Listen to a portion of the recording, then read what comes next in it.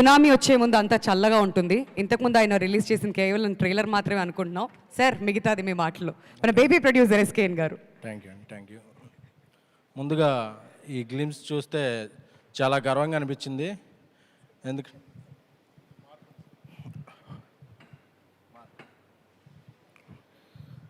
ముందుగా ఈ గ్లిమ్స్ చూస్తే చాలా గర్వంగా అనిపించింది. ఎందుకంటే తెలుగు సినిమా ఇంకో మెట్టెక్కినట్టు. ఎందుకంటే టాప్ స్టార్స్ ఎలాగో టాప్ 6 లీగ్లో ఉన్న స్టార్స్ ఇలాంటి సినిమాలు చేయటం ఇప్పుడు ఒక ఆనవాయితీగా ఉంది. బట్ అప్కమింగ్ స్టార్స్లో కూడా ఇలాంటి తెలుగు సినిమా స్థాయిని పెంచే సినిమా ఆ విజువల్స్ చూస్తుంటే గూస్ బంప్స్ వచ్చినాయి. తేజ నాకు చాలా కాలం నుంచి చాలా సన్నిహితుడు, ఆయనతో అలాగే చెప్పాను. ఎందుకంటే విశ్వప్రసాద్ గారి ప్యాషన్ ఒక ప్రతి ఫ్రేమ్లోనూ కనిపిస్తుంది. ఎందుకంటే ఆయన బ్యానర్ ఫ్యాక్టరీ అయినా ఆయన చాలా నాణ్యమైన క్వాలిటీ కంటెంట్కి ఆయన ప్రిఫరెన్స్ ఇస్తారు.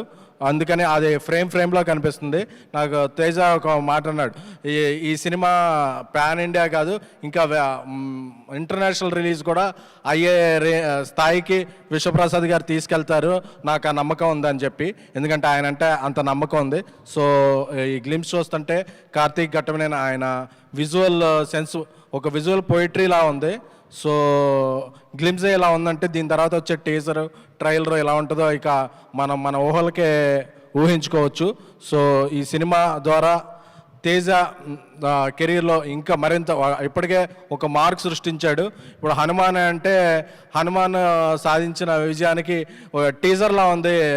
గ్లిమ్సే రాబోయే సక్సెస్కి ఒక టీజర్లా ఉంది. సో ఈ సినిమా మరింత పెద్ద సక్సెస్ సాధించి తను ఒక మరింత పెద్ద హీరోగా ఎదగాలని, మిరాయి ఈ టీం అందరి కెరీర్స్లో ఒక కలిగి తొరాయిగా నిలవాలని విశ్వప్రసాద్ గారికి, అలాగే ఇక సినిమా క్రియేటివ్ ప్రొడ్యూసర్ కృతి ప్రసాద్ గారికి, అలాగే మా వివేక్ గారికి అందరికీ కూడా శుభాకాంక్షలు. ఆ మ్యూజిక్ డైరెక్టర్